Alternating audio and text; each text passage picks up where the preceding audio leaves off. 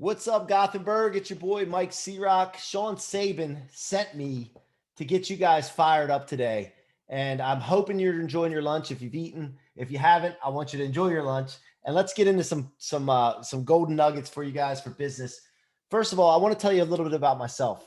You see the "What are you made of" thing right back here. That's my podcast. It's on Apple iTunes, Spotify. You can see it there, and also my YouTube channel, Mike C-Roc Ciorrocco. I have had the opportunity to interview some of the best guests, super successful people, celebrities, unbelievable guests, and I'm going to continue to do so. But if you have a chance, subscribe to that podcast, check it out when you get a chance. But that all started for me when I started thinking to myself, I need to get my story out. I have a powerful story. And I didn't really realize that until I went to GrowthCon, Grant Cardone's 10X GrowthCon. There's the book back there, the 10X rule. And I didn't realize that sharing your story mattered. I always thought that I didn't want to share my story because I thought people didn't really care about it. I thought it was ordinary, which I'll share my story here in a second. But I also thought like I was kind of embarrassed by it because, my mom was so poor when we were growing up. We lived in a tiny house, under $30,000 house. We did get to go to the vacation and we would go to the Jersey Shore. Thank God we got to go on vacation, but we had black trash bags as our suitcase. Always had a broken down car out in our yard. These are some things growing up. I wasn't really excited to share that with people because it's kind of embarrassing, or the abuse that I went through as a kid, which I'll get into in a second. That's embarrassing. But the most important reason that I didn't share my story, the most important lesson I learned is people underestimate the power of their story to inspire millions of people by just sharing it. So once I realized this, I was at GrowthCon, 10X GrowthCon in 2019. I was in Miami. I was sitting in the middle of the infield in Marlins Stadium. And a guy named Pete Vargas came on stage and he was sweating and looked scared. And it was his first time speaking in front of a big, large audience. But let me tell you something. Pete had a story to tell. He told a story about his father and their relationship and how it was soured and then how they got reunited. And it hit me right here. I felt like everybody, 30-some thousand people in the stands just disappeared. And it was just me and Pete was talking to me. Then I realized the power of sharing your story. Because when you hit people in their heart and then you share some content with them, they trust it more. They understand it. They're willing to listen because you hit them here. And so Pete taught me that. So I started to think, man, I got to figure out a way to share my story. So I started sharing my story with 1, 2, 10 people. And every person I shared my story with was inspired. And I thought to myself, wow, if I could just maybe reach 10 million people, what would that be like? How could I impact the world? And so that's what got me started in doing the podcast. I started going on a couple shows. From there, I got hooked and I said, I could do this. So I started a show in my dining room. Now I have a mortgage business and I have about 30 some employees right now. We've grown exponentially through some of the things that I talk about by sharing your story, but also some of the concepts that I'm going to get into in a second here. But let me share my story with you. First of all, I've come from a broken home. I don't remember my parents ever together. I've seen wedding pictures and all that. So I did the thing where, if you have come from a broken home, you know what I'm talking about, where you go to your dad's every other weekend. There's child support battles, custody battles, conflict with step parents. Their agenda gets in the mix. And then there's all kinds of things going on. And the only reason your parents have to talk to each other anymore is because of you. So for that being the case, it was very difficult as a kid and I'm trying to figure my way through and understand what was going on. And I always felt like it was my fault that they would fight. Or it was my fault that my stepmother didn't like my mom. And I would come back home from my mom's house and my stepmother would, what did they say about me there? What did they do there? What did they say? What did you do? And it was just, as an 8 to 11-year-old kid, I ended up living with my dad and would go to my mom's every other weekend. And when I'd come home, I'd get that grand inquisition. So the reason I'm telling you this story is I would deal with a lot of emotional, psychological abuse there. I slept with my baseball bat as a kid because I was scared to death. I would be threatened and a lot of the stuff that was going on was taken out on me. Now, I think around 10 and a half years old, I decided, you know what, this is not what I want to do. I can't live in this environment. And I told my mom about the story. Now, when you go through abuse, a lot of times it's difficult to share it because you're worried about what the person, the abuser, is going to say or do. You're worried about if people are going to believe you. And so I just had enough at that point. I realized that I'm not going to get out of this unless I do something or say something. So I told my mom about the story. And I told her, I said, listen, I don't want to share this, but this is why I don't like going back there. This is why I get so anxious and nervous when we go back there on the weekends or after the weekend's over. And so, I told my mom, she said, you know what, that's not the way you should live. You don't need to live that way. That's unacceptable. I'm going to file court papers and get you out of there. However, this is a lesson, guys.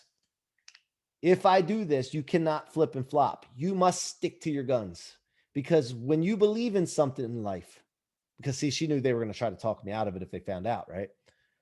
When you believe in something in life, you need to stick to your guns, because people will try to talk you out of it. And that's the reason for that is to match their agenda, or they're just trying to justify their position in life, and you're doing well and they're just trying to figure out why they're not doing well. So then they try to talk you out of going further and try to talk you out of your beliefs. So you must stick to your guns. Well, this is the first lesson of the day, besides the share the story thing I just shared with you, but it's to be stubborn. Now, I know stubborn sometimes comes off as a negative connotation. However, stubborn is not the wrong thing when it's on the right thing.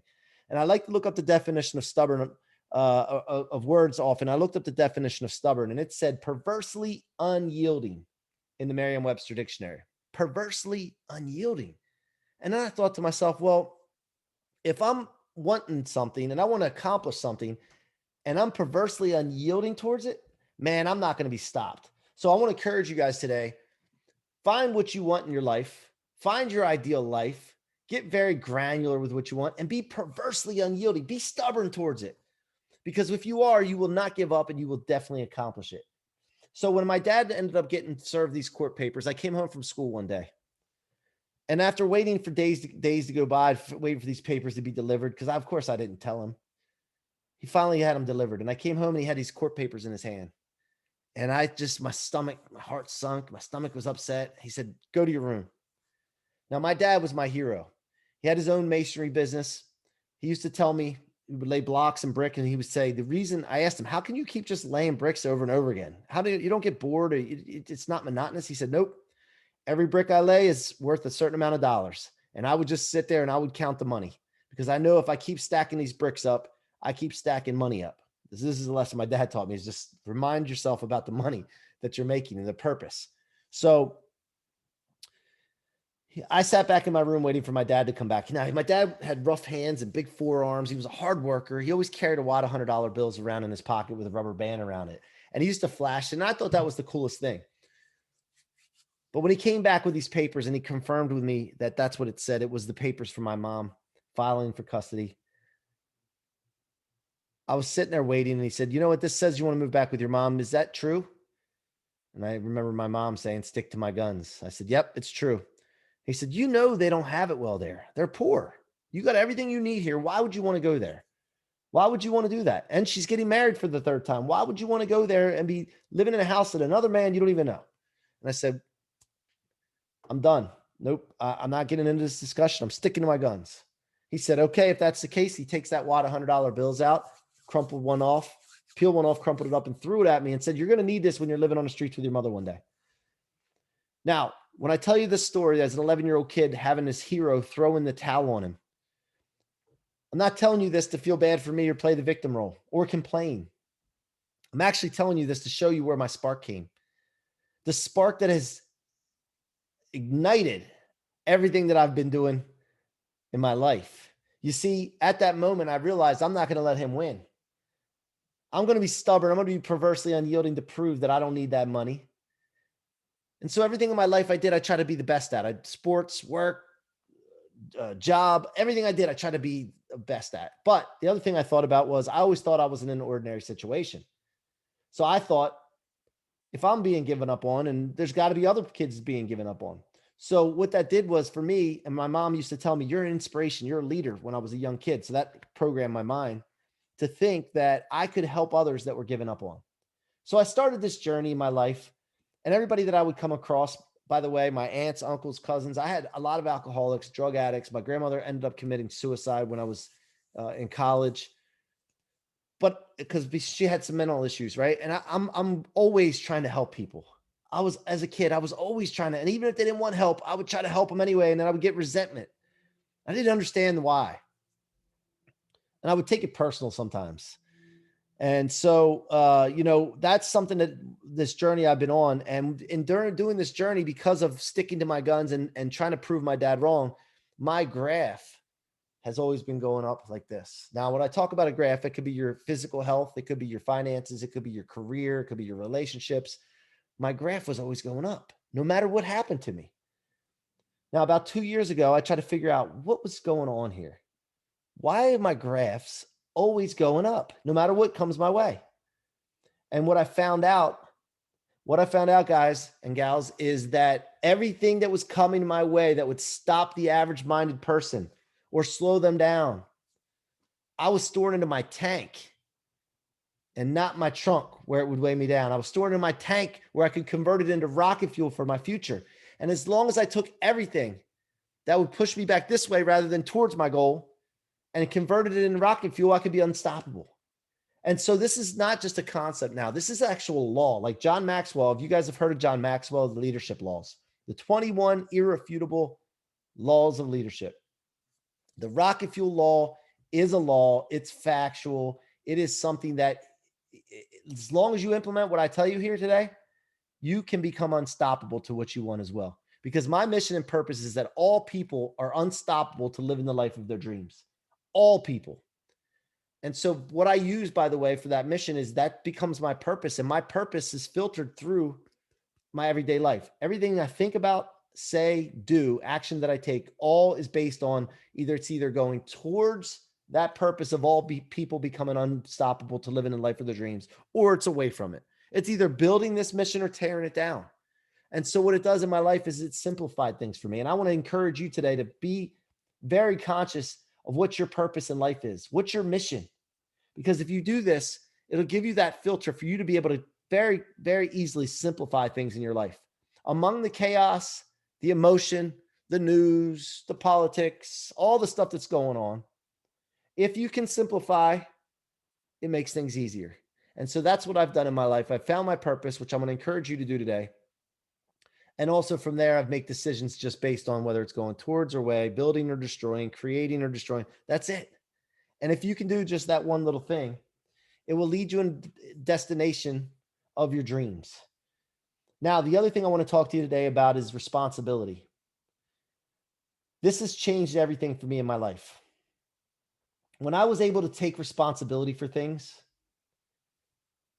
it gave me control. You see, to the degree you give up responsibility, you give up control in your life. And when you give up responsibility, what happens is you get the blame game going. He did it. She did it. It's her fault. They did it. It wasn't my fault. I didn't do it. And I just realized the other day as well, thinking about this concept, that anytime you blame someone, it never feels good. It never feels good. I've never had a situation where I blame someone for doing something, even if it was their fault and I had nothing to do with it. Has it ever felt good? What comes out of blaming someone? Really, what it comes down to is your subconscious mind is just justifying, trying to be right. It's more concerned with being right than being successful. I want you to ask yourself this question today. Are you more interested in being right or successful? Being right in your relationships or successful, having a successful, flourishing relationship? Which one's more important to you? Are you more interested in being right at your job or being successful with the customer? These are important questions to ask, because here's the thing. Like I said, you have no control over your life or environment if you don't take responsibility. And I'm talking about even when you don't think that you did anything wrong. If somebody's looking from the outside in and they say, you know what, Joe, it was Dave's fault. Don't take responsibility. That was Dave's fault. And you don't take any opportunity to think about what you could have done differently to cause the situation or have some input or even helped out, then you have no control and you're just a puppet on strings. And sometimes we all go through life where we feel like we're being controlled by other people or other environmental factors, and we're a puppet on strings. But if you have the choice, make the choice today. If you have the choice to be the puppet master and be in control, it starts with taking responsibility. The other thing responsibility leads to, or not taking responsibility leads to, is procrastination. Waiting, waiting, waiting for something to happen, for someone to come into your life and do something. Lack of responsibility leads to procrastination. And we all know there's never a time procrastination is a good thing. So today I just wanted to mention the importance of taking responsibility in your life. If you get rear-ended, go to Saving Autos and get your car fixed. little shameless plug for Sean. No, but if you get rear-ended, I know the law says the person behind you, it's their fault. I know that, but I'm not talking about the law here. I'm talking about you. You should have left earlier. Maybe you shouldn't have slammed on your brakes. Maybe you should have gave a little bit more space in front of you than the car in front of you so you wouldn't have to slam your brakes. Take responsibility and it gives you control. And I know some people say to me, well, that doesn't make sense. It's not my fault. Why should I do that? Trust me. If you just exercise this over the next 30 days, your life will never be the same. You'll notice a total difference in yourself. So there's some words that we went over today: stubborn, perversely unyielding. We've gone over responsibility. The other thing I want to talk to you today about, and I'm not a really long-winded person. I like to talk sometimes, but I want to make this short and sweet and impactful. And I hope, by the way, you're taking notes today. Because when you take notes, you get it out of your head, or you hear it, you get it out of your head, and it becomes real. And even if you can't read what you're writing, just the fact that you're writing it down and trying to write certain words down will imprint into your mind so that you can use it in the future. But the other thing I wanted to talk to you today about was help. The word help, H-E-L-P. I want you to think about the word help.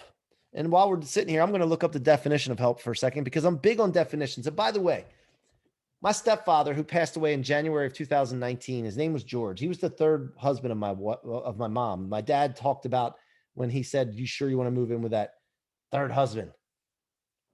George stepped into my life when I was 11 years old. Phenomenal guy, man. He wasn't good about getting money. He didn't know how to make money, but he knew how to stretch a dollar a long way. But he taught me right from wrong. George was so awesome. I mean, he was very hard on us, though. Never physically, but just deep voice. And when you were doing something wrong, he'd let you know about it. So he taught me that if you do good things in life, good things happen. If you do bad things happen. Very simple. And probably where I got my simple philosophy of either going towards it or away, building or destroying. The reason I bring up George is because George taught me to read. Not taught me how to read, but taught me that I need to read. And the reason that I stopped reading was because right before I felt like I was frustrated and wanted to quit, right before that, I didn't understand either a word, a phrase, or a paragraph, or a concept. And he said, you know what? When you don't understand something, what do? Do you just stop and quit? Or do you do something about it? Do you try to figure it out? Do you try to ask questions? Do you try to get help? So George taught me to look up words in the dictionary. And how does this relate to business? Well, I'm going to talk to you about help and helping in your business in a second here. But I was talking, when he was telling me to read books and then look up words, if I didn't know it, I would ask him what a word meant. I would say, like, what does disseminate mean? I don't know, look it up. That's what he'd say. I'm like, you know what the word means? He goes, yeah, I know what it means, but look it up. I'm like, well, why don't you just tell me what it means? No, George wanted me to go look it up so he could teach me. So I would go look up the word. Then I would go back to the paragraph or the book that I was reading, and then I would continue. And I found that every time I did that, I started reading books left and right, finishing them all the way, understanding what I was reading, and I was able to communicate better with people. So George did that lesson for me, which was a great thing. But the reason that I wanted to tell you that is because I'm going to look up the definition of help right now with you. If you don't understand a word, or you think you do and you really don't, maybe you should look the word up. Because when you look up words, a lot of times you'll realize that there's words that you think you know the meaning to, but you really don't. The definition of help: make it easier for someone to do something by offering one's services or resources. Or it's the action of helping someone to do something, assistance. Now, the reason I bring the word help up is because we're in business. And our job, and the reason we make money, is we solve problems by doing what? Helping people. Making it easier for someone to do something by offering one's services or resources. So if you're in business and you want to increase your business, you want to increase your sales, the number one way to do it is to offer help. Now, the problem that we have in life is that people a lot of times have a warped sense of what or definition of help is. It's because they've had somebody offer help before them and they've screwed them over. They've taken advantage of them, or they've done it themselves to people where they were going to help someone and they took advantage of the person. And so they don't think help is a good thing. So you'll find salespeople a lot of times and business people will not ask for help and they will not offer help. How many of you, and I can't see your hands, but how many of you have people in your organization that are supposed to be selling, but they sit and wait for the phone to ring and they don't prospect enough. They don't spend 95% of their time getting out of obscurity and offering to help someone. This is why the word help is so important, because once you understand what help means and you understand that the reason you're in business is to help someone and that's how you make money and bring revenue into your company, then you're willing to offer help out. However, we need to make sure that we all understand that help is a good thing. So I want you to think about this for a second. When's the last time you weren't able to help someone? I'll give you a second to think about that. Close your eyes for a second and think. When's the last time I wasn't able to help someone? You know, and it's hard for me to think about a time that I couldn't help someone. Because when I need to help someone or if somebody asks for help, if I can't do it, I find the answer for them. I find someone that can help them. But I want you to think about that. And when's the last time you were able to help someone? You see, help until somebody, and I talked about this earlier, until someone is willing to accept help, offer help, understand help is a good thing, and it's not a bad thing. Until that happens, people will not allow you to help them. And those people won't ask for help. And a lot of people think that help makes you vulnerable. Asking for help makes you weaker, makes you less valuable, when it's actually the opposite. It makes you more powerful asking for help. It makes you more productive asking for help. It makes you more valuable asking for help. Why do you think CEOs are the highest paid positions in companies? It's because they know how to delegate and ask for help with things. They're not doing just menial tasks. They have assistants. They have people, administrators, HR department, sales department, fulfillment department. They ask for help. The most powerful people in the world understand the power of help. And so I wanted to talk to you today about the word help, because I really want you to understand for yourself, or if you're in sales or if you have employees, to really start talking about the definition of help. Again, which is to make it easier for someone to do something by offering one services or resources. And once you get this concept and understand help, like for example, the people in my life when I was growing up, I would try to offer help and try to assist them and help them feel better. And when they didn't understand that help was a good thing, they would resent me for doing that. I didn't make any headway doing it. And then also in my later career as as I was learning sales and growing a business, I didn't realize that help was so important. And I would wait for the phone to ring and I wouldn't pick up the phone and call people to offer help. When I saw people in public, I wouldn't ask for business because I would not ask for help or offer help. You want to offer help. That way you take out the salesy part of it. A lot of people are like, I don't want to be salesy. I don't want to annoy people. No. Has anybody ever gotten mad at you if you've offered to help them? Now, if you keep pushing, they might resent you because they don't think help's a good thing. But have you ever said, hey, can I help you with that? May I help you? Is there anything you need help with? That's the difference between that and then asking for business by, hey, I'm in the mortgage business. Do you have anybody that needs a mortgage? Now, it's okay to be clear like that, but how about this? Do you know anyone that could use some honest help with a mortgage? Or for Sean Sabin, I'm in the auto business. Do you know anyone that could possibly use my services for me to be able to help them and give them some honest help with their vehicle? So I wanted to talk about help today. That's a very important topic that's helped me in my business. I use the word help again. My sales have gone up. My business has skyrocketed ever since I realized that help is a good thing. So guys, I want to thank you for allowing me to come speak to you. Please check out the What Are You Made Of podcast, my new book, Rocket Fuel. It's all about converting setbacks into rocket fuel for your future and becoming unstoppable. And Grant Cardone, Mr. 10X himself, wrote the foreword for the book. You can get that book if you're taking notes at Mike C-Roc, just like that, no dash, MikeCroc.com/book. Let me know once you get that book, if you read it, if you like it, give me some feedback, tag me on Instagram. Let me know. Give me some Give me some good stories from it, things you've implemented. And from this as well, I'm on Instagram at Mikey C-Roc or LinkedIn. Give me some feedback of what you thought about today's talk and if you've implemented any of the things and what results you're seeing. So until next time, thank you very much. I'm your boy C-Roc, and I hope that helps.